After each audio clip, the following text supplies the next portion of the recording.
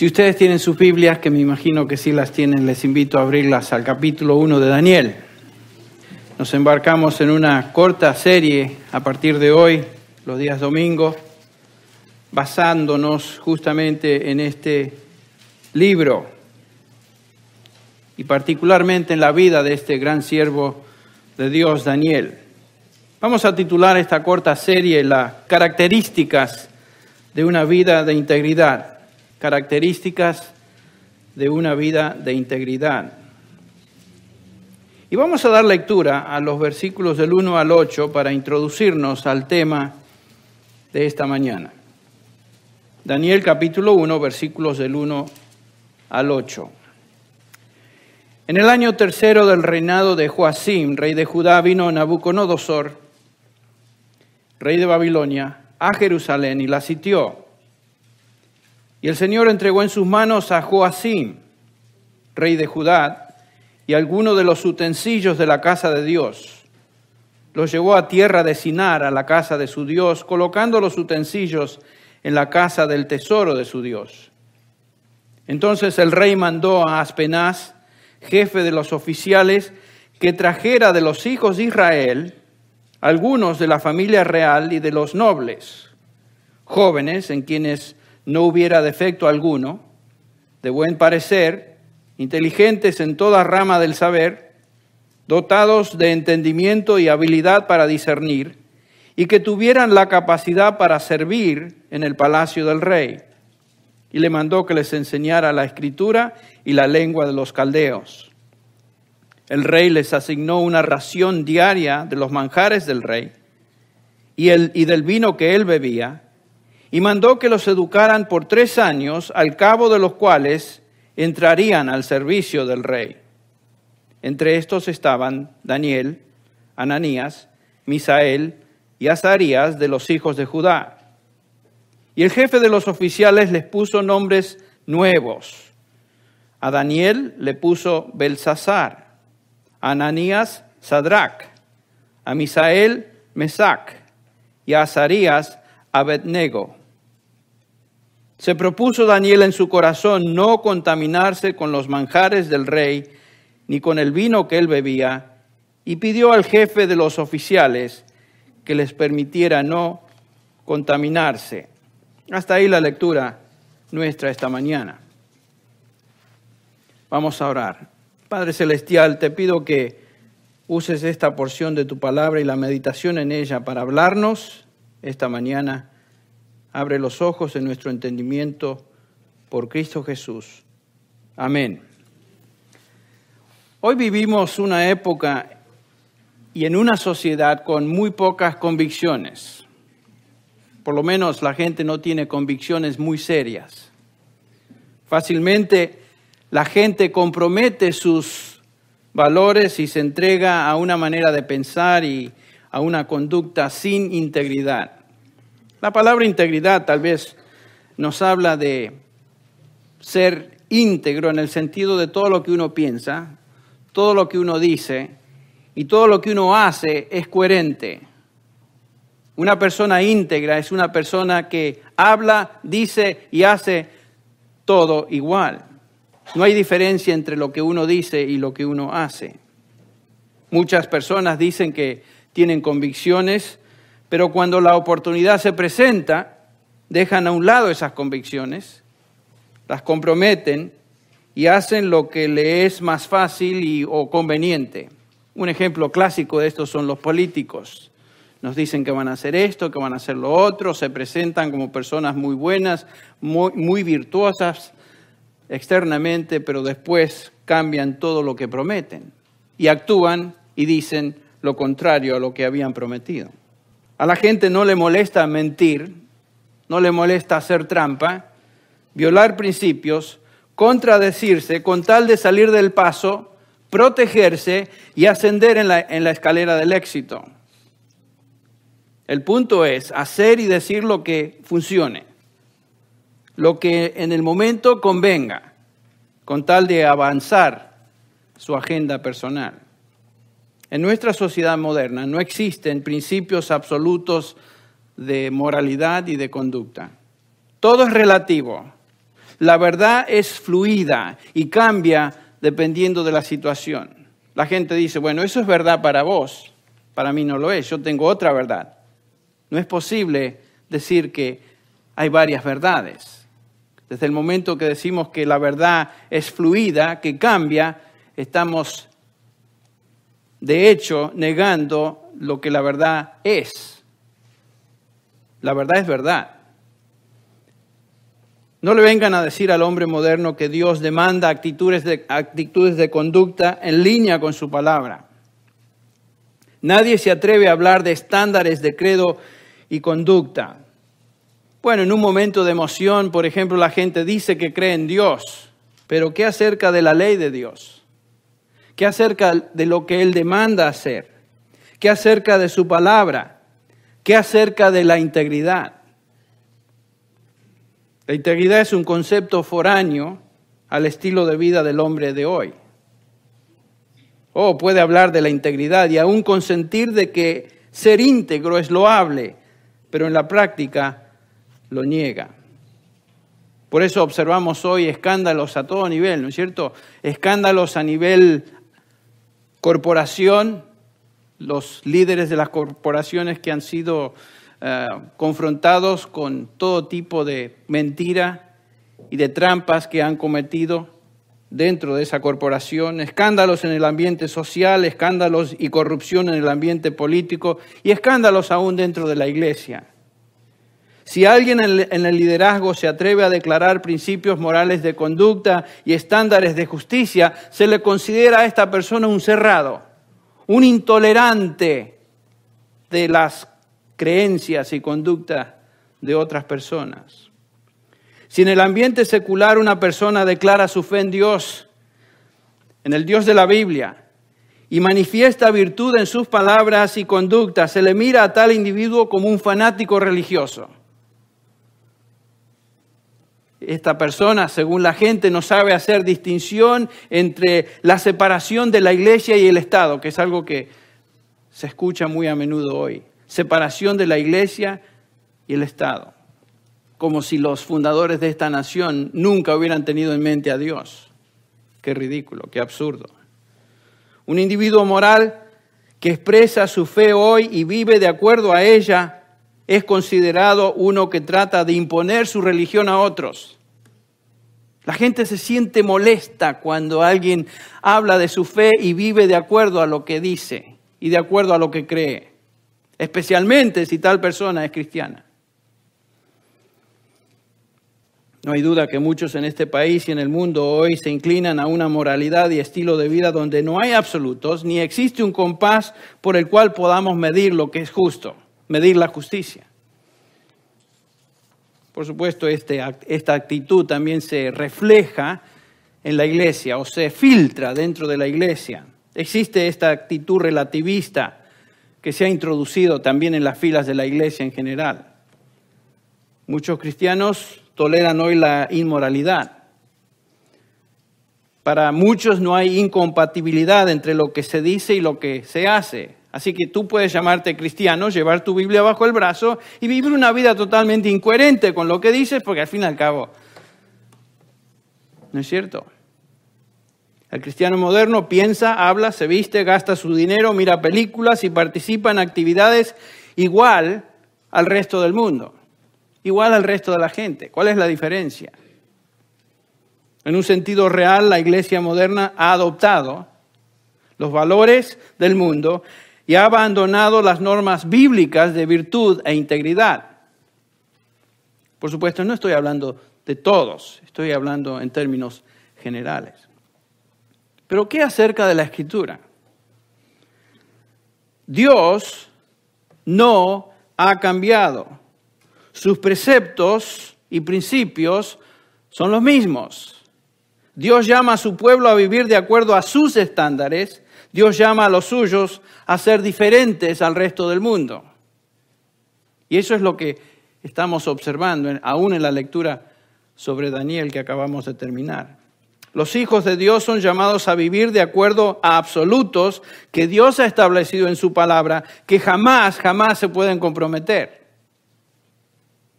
El pueblo de Dios en el Antiguo Testamento, por ejemplo, fue llamado a ser distinto a las naciones entre las cuales ellos vivían.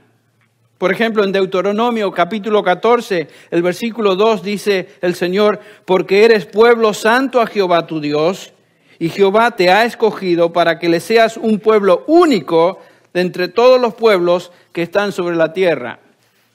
Qué interesante, Dios quería que Israel fuera una nación única, especial, separada. Dios llamó a la iglesia también a ser distinta. Las palabras de Pedro, por ejemplo, en su primera epístola, en el capítulo 2, versículo 9, cuando él dice, pero vosotros, hablando a los creyentes, sois linaje escogido, real sacerdocio, nación santa, pueblo adquirido para la posesión de Dios, a fin de que anunciéis las virtudes de aquel que os llamó de las tinieblas a la luz admirable. La iglesia fue llamada a ser separada, santa, distinta.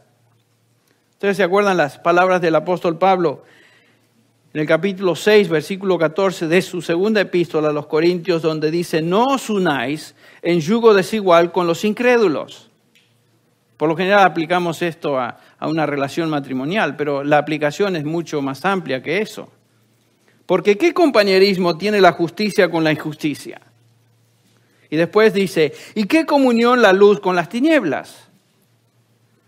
¿Y qué concordia Cristo con Belial, el dios de Nabucodonosor, entre paréntesis, que vamos a ver en un rato? ¿O qué parte el creyente con el incrédulo? ¿Y qué acuerdo hay entre el templo de Dios y los ídolos? Porque vosotros sois templo de Dios viviente, como Dios dijo, habitaré y andaré entre ellos, y seré su Dios, y ellos serán mi pueblo. Esto es lo que Dios dice acerca de nosotros. Por lo cual, salid en medio de ellos y apartaos, dice el Señor, y no toquéis lo inmundo, y yo os recibiré, y seré para vosotros por Padre, y vosotros me seréis hijos e hijas, dice el Señor Todopoderoso. Fuimos llamados a ser distintos, a ser separados, a vivir una vida íntegra. Juan lo expresa de esta manera. No améis al mundo, ni las cosas que están en el mundo. Si alguno ama el mundo, el amor del Padre no está en él. Santiago afirma lo mismo de la siguiente manera. ¿O no sabéis que la amistad con el mundo es enemistad con Dios? Por tanto, el que quiere ser amigo del mundo se constituye enemigo de Dios. ¿Ven? No podemos estar en ambos. No hay compatibilidad entre la verdad y la mentira. No podemos mezclar parte del mundo y sus valores y parte de Dios, porque Dios no es amigo del mundo. No podemos vivir vidas dobles, tenemos que ser íntegros. Ese es el punto. Dios es el mismo hoy, ayer y por los siglos. Su palabra permanece y es siempre verdadera, justa, autoritativa. La verdad nunca puede ser cambiada, ni torcida. Dios jamás va a comprometer su verdad, ni torcerla para acomodarse a situaciones expedientes, situaciones de conveniencia. Escuchen al mismo Señor en el Salmo 138, el versículo 2, la última parte, dice el Señor, porque has engrandecido tu nombre y tu palabra sobre todas las cosas. El nombre de Dios, la palabra de Dios, Él mismo la ha exaltado. Y nosotros, por lo tanto, jamás podemos comprometer la verdad de Dios revelada en su palabra, o vamos a experimentar consecuencias trágicas. Dos en particular. La primera consecuencia de no vivir una vida íntegra de acuerdo a la palabra de Dios es que no podemos o no vamos a estar en condiciones de adorar a Dios. Permítame ilustrar lo que digo examinando Hebreos 13. Ese es un tremendo pasaje, comenzando con el versículo 12, que dice así el autor de Hebreos, por lo cual también Jesús, para santificar al pueblo mediante su propia sangre, padeció fuera de la puerta. En el Antiguo Testamento, cuando se sacrificaba un cordero por el pueblo, por los pecados del pueblo, simbólicamente esos pecados ahora se colocaban sobre otro cordero, al cual estaba fuera de la ciudad y se le soltaba. Simbólicamente ese cordero llevaba los pecados del pueblo. Uno moría y el otro llevaba los pecados. Bueno, esta es una aplicación a lo que el Señor Jesús hizo. La misma idea de separación tenemos en el sacrificio de Cristo. Él murió fuera de las murallas de Jerusalén. Él murió separado para comprar un pueblo separado. Esta es la idea de la santificación. El versículo 13 de este capítulo 13 de Hebreos continúa diciendo: salgamos pues a él fuera del campamento, llevando su vituperio. ¿Ve lo que está diciendo el autor de Hebreos? Hemos sido santificados, separados, para ahora vivir vidas separadas y adorar a Dios de esta manera. El versículo que sigue, el versículo 5 dice: así que ofrezcamos siempre a Dios por medio de Él sacrificio de alabanza, es decir, fruto de labios que confiesan su nombre. En otras palabras, ni siquiera podemos adorar, ofrecer sacrificios de labios sin una vida separada, sin una vida limpia, sin una vida íntegra. Esa es una consecuencia de vivir una mentira o de no ser íntegros en nuestra vida. La segunda consecuencia que resulta cuando comprometemos los absolutos de la palabra de Dios es que nos incapacitamos en el servicio de Dios. No podemos servir a Dios si no somos íntegros. 2 Timoteo 2:20 dice Pablo: ahora bien, en una casa grande no solamente hay vasos de oro y de plata, sino también de madera y de barro, y unos para honra y otros para deshonra. Por tanto, si alguno se limpia de estas cosas, será un vaso para honra, santificado, útil para el Señor, preparado para toda buena obra. ¿Ve lo que está diciendo? Lo mismo sucede en nuestros hogares. Hay ciertos utensilios, ciertas jarras, ciertos platos, ciertos cubiertos que usamos para lo que es común, para el uso diario. Pero ¿qué pasa cuando viene una visita o queremos honrar a alguien y servirle en una manera especial? Sacamos la buena vajilla, sacamos las copas, sacamos los cubiertos de plata, etcétera, etcétera, y servimos a tal individuo honrándole de esta manera. En su servicio, escuche bien, traduciendo lo que Pablo está diciendo acá, en su servicio Dios utiliza los mejores vasos. Los vasos no solamente limpios, sino aquellos que son de honra. Personas apartadas, personas limpias, que evitan la corrupción y por lo tanto están preparadas para servir a Dios.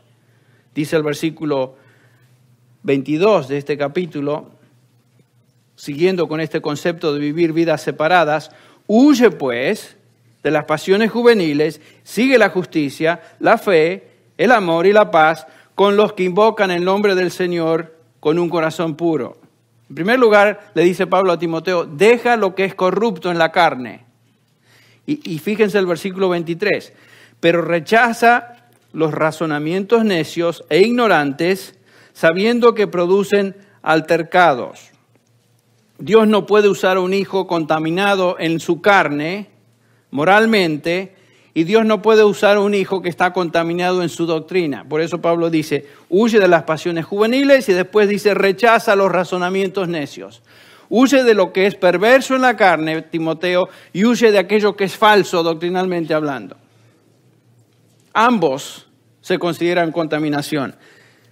Es interesante esto a la luz de lo que Pablo dice, por ejemplo, en 2 Corintios 7, capítulo 7, versículo 1. Por tanto, amados, teniendo estas promesas, las promesas son de que Dios va a ser nuestro Padre, limpiémonos de toda inmundicia, escuche bien, de la carne y del espíritu, perfeccionando la santidad en el temor de Dios. Lo mismo. Tenemos que ser íntegros, evitar todo aquello que es inmundicia de carne e inmundicia de espíritu. Y sabemos que Los espíritus son aquellos que están detrás, los demonios son aquellos que están detrás de toda falsa doctrina. Primera de Timoteo capítulo 4 nos enseña acerca de eso. Toda falsa doctrina está inspirada por espíritus, por demonios. Y eso contamina también. Entonces, Dios nos llama a vivir vidas separadas del mal y de todo aquello que es falso. Todo lo que contamina en la carne y todo lo que contamina en el espíritu. A menos que esto sea una realidad, no estamos en condiciones de adorar ni servir a Dios. Un individuo que no es íntegro no puede adorar a Dios ni puede servir a Dios. Así de claro. Tenemos muchos ejemplos en la Biblia en cuanto a lo que significa ser íntegro. El ejemplo supremo, por supuesto, de santidad, de integridad, se encuentra en la persona de nuestro Señor Jesucristo, de quien dice Hebreos 7:26, porque tal sumo sacerdote nos convenía, santo, inocente, sin mancha, apartado de los pecadores y hecho más sublime que los cielos. Jesucristo es nuestro modelo supremo de integridad. Apartado de pecadores, dice, sin mancha, inocente. Y con Pablo, cada uno de nosotros podemos decir, para mí el vivir es Cristo y el morir es ganancia. Él es nuestro ejemplo. En la Biblia tenemos muchos ejemplos de personas íntegras, personas que vivieron vidas separadas, pero tal vez alguien excepcional en toda la Escritura es el personaje del cual leímos hace unos minutos, Daniel, uno de los héroes de la fe. Y como vamos a ver al examinar su vida, este hombre se distinguió desde su adolescencia, porque aquí lo tenemos cuando tenía 15 años, hasta que él pasó a la presencia de su Dios. Una integridad excepcional. Comencemos a ver en estos primeros 2 versículos las circunstancias que nos introducen a este siervo de Dios. Dice, en el año 3 del reinado de Joacim, rey de Judá, vino Nabucodonosor, rey de Babilonia, a Jerusalén y la sitió. El libro comienza con una nota bastante triste. Judá, el reino del sur, estaba siendo sitiado por Nabucodonosor, Babilonia. Dios estaba juzgando a la nación del sur. ¿Se acuerdan que el reino se había dividido en 2 partes? La parte norte ya había sido juzgada y fueron llevados al cautiverio por los asirios. Eso había pasado muchos años atrás. Judá, la parte del sur, no había aprendido la lección, se había rebelado contra Dios, vivía una vida contraria a lo que es la integridad, lo que estamos hablando, y Dios juzga ahora a Judá. El mismo juicio que cayó sobre el reino del norte, Israel, ahora cae sobre Judá, el reino del sur. Dios utiliza acá a una nación, Babilonia, para juzgar a su pueblo. Dios mueve a naciones en contra de otras naciones y muchas veces para juzgar a una nación impía. El caso de Israel, el caso de Judá. Nabucodonosor, rey de Babilonia, viene y sitia a Jerusalén y comienza a llevarse cautivos de los habitantes de Israel. Hubieron 3 olas de cautiverio. La primera ola en el año 606 a.C. es lo que aquí tenemos. Algunos jóvenes. El primer grupo que va al cautiverio es durante el reinado de Joacim, que aquí se menciona. En este grupo encontramos a Daniel y otros jóvenes de la familia real. Es interesante notar también que de inmediato en el libro la soberanía de Dios se establece y se subraya. No es que vino Nabucodonosor, que de repente se le ocurrió a Nabucodonosor atacar a Judá, sino que dice acá que Dios entregó en sus manos a Joacim. El Señor hizo esta obra. Dios es soberano. Dios es soberano y en control de la historia. Dios está en control de reyes y naciones. Dios rige sobre la vida de todos los individuos. Dios está en control de tu vida. Dios es soberano. Lo que vemos acá es que Dios está llevando a cabo su plan en la vida de la nación judía, en este caso en la parte del sur de la nación, en la vida de este rey pagano, Nabucodonosor. y particularmente la vida de Daniel. Todo el relato el resto de este libro nos habla en particular de él. Daniel iba a jugar un papel sumamente importante durante el cautiverio babilónico. El versículo 2 dice, y el Señor entregó en sus manos. ¿En manos de quién? En manos de Nabucodonosor a Joacim, rey de Judá. No solamente que entregó a Joacim, sino que dice que entregó parte de los utensilios de la casa de Dios. Y Nabucodonosor los trajo a la tierra de Sinar, a la casa de su Dios, y colocó los utensilios en la casa del tesoro de su Dios. Nabucodonosor toma los utensilios del templo y los lleva a la casa de su Dios. Había muchos dioses en Babilonia. Tal vez el más reconocido era Bel o Baal. Por supuesto, supuestamente un rey que robaba lo que era de valor a los dioses de otro rey, cuando hacía tal cosa, demostraba poder y grandeza. Y eso es lo que este rey piensa, que él es fuerte y poderoso porque no solamente invadió y lleva cautivo a gente de esa nación, sino que se lleva los utensilios de la casa de Dios. Imagínense, mi Dios es más poderoso que el tuyo, esa es la idea. Pero es interesante que acá el pasaje nos dice que Dios permite que esto suceda para subrayar que Él estaba juzgando a su pueblo. Dios ya no iba a defender a Judá, no iba a proteger a Judá. La nación caería en manos de Babilonia y de un rey pagano. Judá estaba siendo juzgada por Dios a través de su siervo Nabucodonosor. Bien, este es el contexto histórico y las circunstancias que rodean a la introducción del personaje principal del libro, que es Daniel. Veamos lo que sucede con Daniel a partir de su llegada a Babilonia. Esta es la trama del relato. Versículo 3. Y dijo el rey a Aspenaz, jefe de sus eunucos, que trajese de los hijos de Israel del linaje real los príncipes. Este hombre Aspenaz, que puede ser un título o su nombre, no importa, lo vamos a considerar como su nombre, se identifica acá como el jefe de los eunucos. Bueno, sin entrar en mucha explicación en cuanto a lo que el término eunuco quiere decir, si se refiere a un individuo que ha sido quirúrgicamente intervenido o no, no importa. El punto es que los eunucos, y particularmente Aspenaz, era una persona estrictamente al servicio del rey. Y este era el jefe de aquellos que servían al rey. Es obvio que el contexto nos indica que Aspenaz era un supervisor, una persona con responsabilidades muy grandes dentro de la corte, muy importante para Nabucodonosor. Y una de sus funciones aquí fue la de escoger jóvenes cautivos de Judá que iban a servir al rey. Muchos historiadores dicen que aproximadamente entre 50 a 75 jóvenes fueron extraídos de Judá y traídos a Babilonia en este momento histórico. Y es obvio que Nabucodonosor quería jóvenes de la realeza judía. Él no quería a cualquiera. Y la razón es obvia.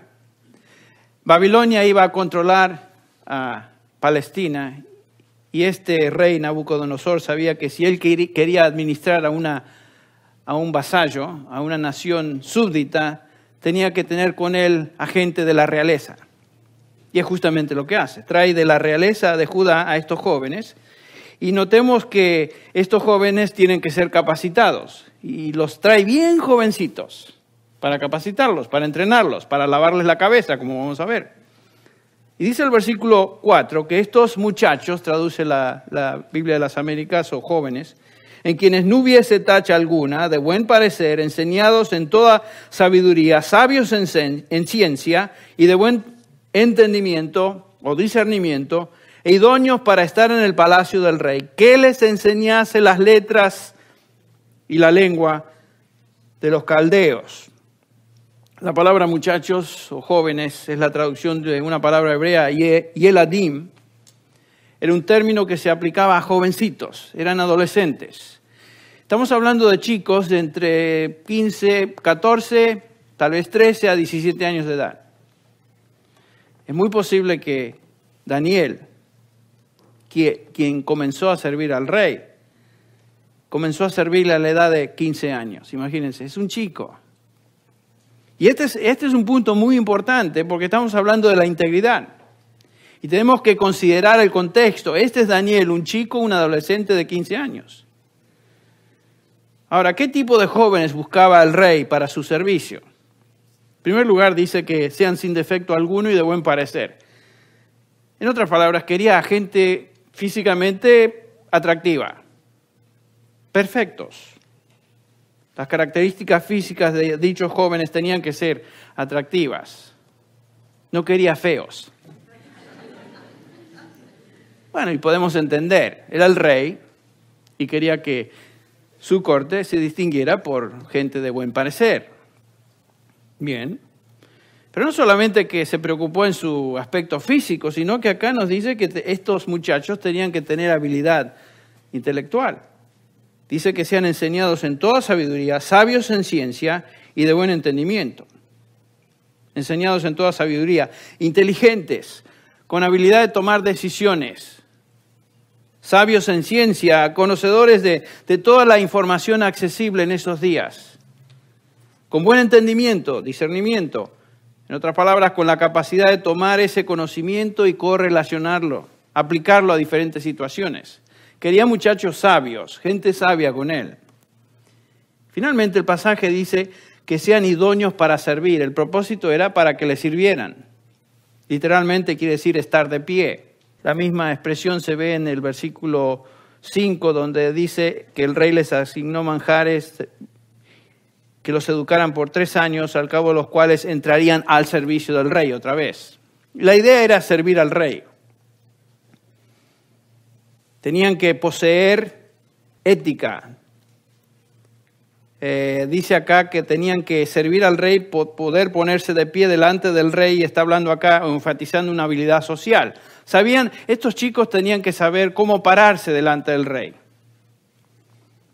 cómo comportarse en un ambiente real.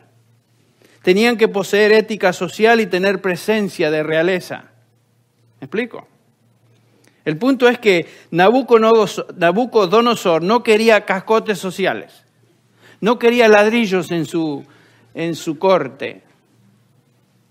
Quería gente educada, gente bien. La corte demandaba ética real. Y para servir al rey, estos jovencitos entonces tenían que poseer virtudes físicas, virtudes mentales o intelectuales y virtudes sociales. Quería la crème de la crème para servir. Es interesante que en ningún momento encontramos un énfasis espiritual. Para los babilonios no les importaban las cualidades espirituales y no sabían con quién se metían en términos de traer a la corte a Daniel y a estos compañeros de él, estos 3 muchachos. Ahora, ¿cuál era el propósito de ser entrenados en el servicio del rey? En primer lugar, nos dice el versículo 4, para que les enseñasen la escritura o las letras y la lengua de los caldeos. Estamos hablando acá de un cambio de cultura. Nabucodonosor quería transformarlos culturalmente. Estos jóvenes se convertirían en coadministradores del imperio entre los cautivos judíos, y antes de que esto se llevara a cabo tenían que ser convertidos a una cultura caldea. Este era un proceso de lavamiento de cerebro, es lo que es. Conversión a una persona distinta a lo que esa persona había sido en su patria de origen. Ese era el propósito. Por lo tanto, trajo a jovencitos, no va a traer a gente ya hecha. La palabra caldeos es intercambiable con el término babilonio o babilónico. Originalmente los caldeos eran un grupo distintivo con sus costumbres, cultura, lengua, pero en la medida que el imperio babilónico se extendió y el tiempo pasó, la influencia y educación caldea fue incorporada y adoptada por los babilonios. Y llegaron a formar una cultura única, la cultura integrada entre caldeos y babilonios, la cultura caldeo-babilónica. Lo podemos entender esto, por ejemplo, la experiencia similar que existe entre tantos inmigrantes a través de la historia que vinieron a esta nación, la cultura que llamamos la cultura americana. Esta nación en la que vivimos es una combinación de varias influencias étnicas, particularmente anglosajonas, que llegaron a integrarse y fundirse en una cultura única. Y notan ustedes que a través de los años, no importa que si usted viene de Arabia o de Latinoamérica o de Polonia o de Rusia o de Alemania, con el tiempo y los años, cuando uno lo ve a la persona, habla, actúa y se mira como un americano. ¿No es cierto? Aunque haya facciones físicas un poquito distintas, la persona se ha convertido en un americano. Y cuando entonces hablamos de un estadounidense hoy o un americano, estamos hablando esencialmente de la misma persona. Son términos intercambiables. Ahora, la lengua caldea, así como el inglés hoy, era el medio de comunicación más importante de la época. La educación caldea, a todo nivel, era la más avanzada de la época. Y Nabucodonosor quería hacer de estos cautivos, particularmente estos jovencitos, caldeos de primer orden. Los quería transformar. Al fin y al cabo, iban a corregir con él, ser gobernadores de los cautivos judíos en el futuro. Noten que esta transformación cultural también afectaba su dieta. Dice el versículo 5 que el rey les asignó una ración diaria de los manjares del rey y del vino que él bebía. Esta era la comida real. Aún sus paladares iban a ser influenciados por los babilonios. Imagínense. Interesante, ¿no? De lo cual hablaremos en un instante. Y como vamos a ver, Daniel rechazó eso por razones obvias. No solamente que afectó su paladar, sino que ese cambio resulta también en un cambio de nombre. Dice el versículo 6. Que entre estos estaban Daniel, Ananías, Misael y Azarías, de los hijos de Judá. A estos el jefe de los eunucos puso nombres distintos. A Daniel le llamó Beltsasar, a Ananías le llamó Sadrac, a Misael Mesac y a Azarías Abednego. Muy interesante que aún sus nombres fueron cambiados de nombres judíos a nombres caldeos. Daniel, se le cambia el nombre. Daniel quiere decir Dios es mi juez. Imagínense, Dios es mi juez. Y se le convierte a Beltsasar, que quiere decir Baal provee. Fíjense, qué cambiazo. Ananías, que quiere decir el Señor es misericordioso. Lo cambian a Sadrac, exaltando al Dios Aku. Misael, que quiere decir ¿quién como el Señor? Se le convierte a Mesac, que quiere decir ¿quién como Aku? El Dios pagano. Azarías, que quiere decir el Señor es mi ayudador, se le cambia a Abednego, que quiere decir siervo de Nebo o de Nego. También un dios pagano. Lo que ustedes pueden observar es que Nabucodonosor trató de borrar cualquier vestigio de fe, de cultura que estos chicos traían y convertirlos, integrarlos a la cultura caldea, inclusive su religión.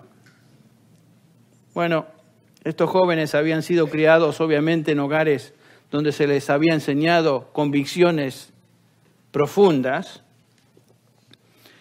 Sin duda eran hebreos virtuosos, jóvenes virtuosos, dados sus nombres y dado también la reacción que aquí demuestran.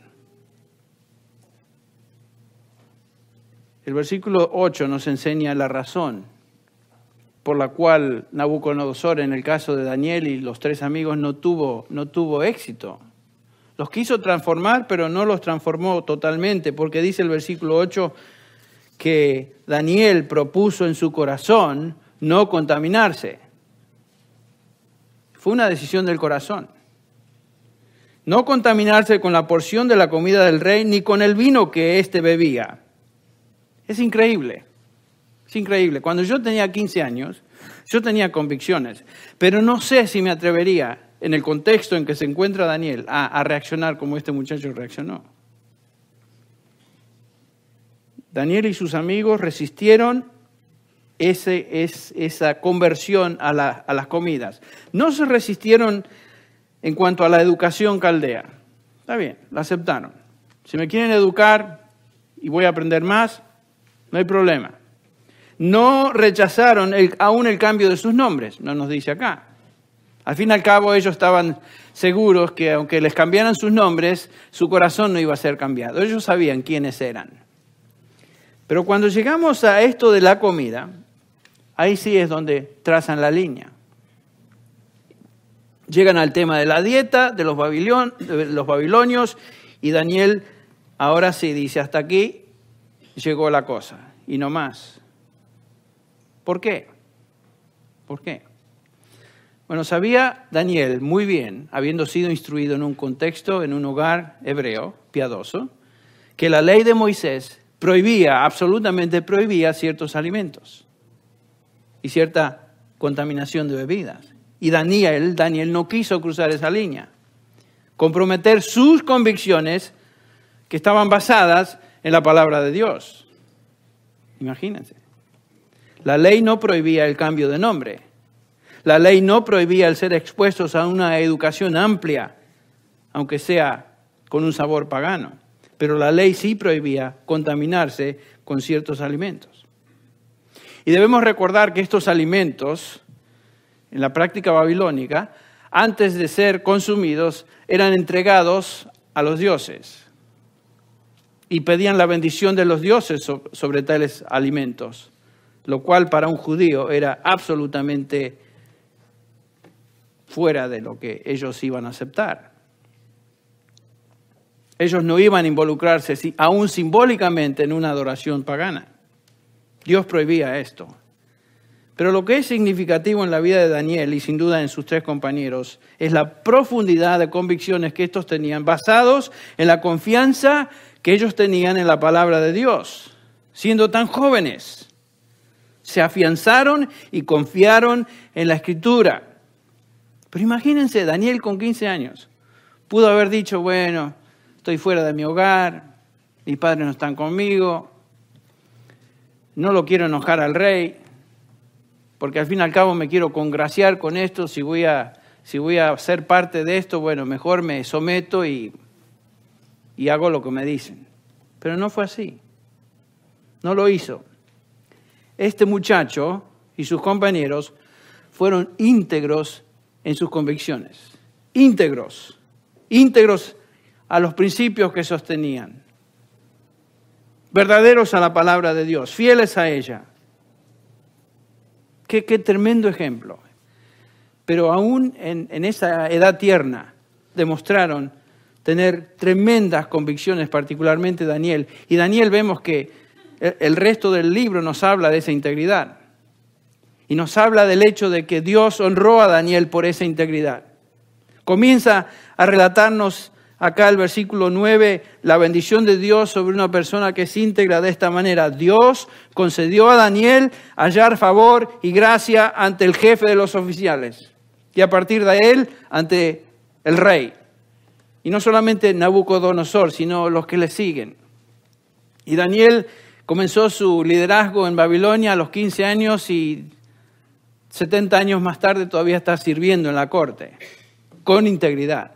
Nunca cambió, nunca cambió. Puso Dios a Daniel en gracia y en buena voluntad con el jefe de los eunucos. El resto del libro es un relato de la gracia de Dios sobre su siervo. Es un relato de la soberanía de Dios sobre las acciones de naciones, reyes, y particularmente la vida de este gran siervo Daniel. Un hombre incomparablemente íntegro. Dios desea que cada uno de nosotros le sirvamos, le adoremos con vidas íntegras. Él solamente lo puede hacer cuando realmente no comprometemos su verdad. Cuando nuestra vida se caracteriza por ser una vida íntegra. Y como Dios hizo con Daniel, va a ser con nosotros. Dios honró a Daniel a través de toda su vida y él halló favor ante los ojos de sus supervisores, lo mismo va a suceder con nosotros. A veces somos tentados, ¿no es cierto?, tal vez a mentir, o tal vez torcer la verdad, o tal vez comprometer la verdad o de algún principio, alguna convicción por alguna razón X, alguna presión externa, lo que sea. Pero lo que estamos aprendiendo es que Dios honra la integridad. Dios honra la integridad. Y desea que cada uno de nosotros demostremos esa actitud en todo lo que hacemos. Buena lección, ¿no? Vamos a orar.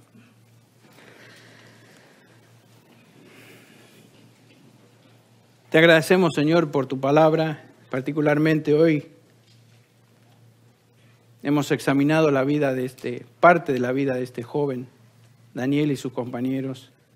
El hecho de, Señor, de que tú estás de todo lo que sucede en la historia, en las naciones, en los gobernantes y particularmente en la vida de cada uno de tus siervos, como lo fue Daniel. Señor, tú controlas nuestras vidas. Y Señor, a la luz de lo que hemos aprendido hoy, queremos aprender de Daniel y ser íntegros. Señor, gozar de tu bendición, gozar de tu mano, gozar de tu honra en nuestra vida. Pero antes de poder gozar de esa bendición tenemos que ser íntegros. En todo nivel, en toda área de nuestra vida. Padre, si hay momentos donde hemos fracasado y hemos quebrantado tus principios, te pedimos perdón. Confesamos nuestro pecado.